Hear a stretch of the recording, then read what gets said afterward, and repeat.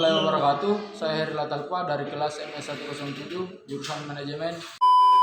Ini menjelaskan apa itu ekonomi mikro dan ekonomi makro. Pengertian ekonomi mikro dan ekonomi makro adalah ilmu ekonomi yang mempelajari kegiatan dari produsen dan konsumen, penentuan kuantitas, harga dan lokasi sumber daya produksi. Ekonomi makro adalah cabang ekonomi yang mempelajari tentang perekonomian secara keseluruhan, termasuk perilaku hingga proses pengambilan keputusan. Berikut adalah perbedaan antara ekonomi mikro dan ekonomi makro.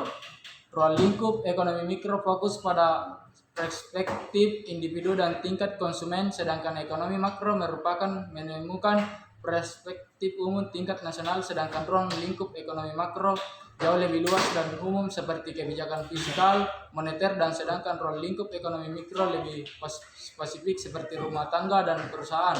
Tujuan dari ekonomi mikro adalah untuk memahami perilaku konsumen dan perusahaan dalam mengambil keputusan ekonomi serta menentukan harga dan kuantitas barang dan jasa, sedangkan tujuan dari ekonomi mikro adalah untuk memahami dan menganalisis perubahan secara keseluruhan seperti inflasi, tingkat harga, tingkat pertumbuhan ekonomi dan pendapatan nasional produk domestik dalam perubahan pengukuran teori. Teori ekonomi mikro membahas tentang teori harga, teori produksi, dan teori pasar, sedangkan teori ekonomi makro membahas tentang kebijakan fiskal dan moneter serta hubungan antara perekonomian dan faktor-faktor lain seperti politik, sosial, dan lingkungan.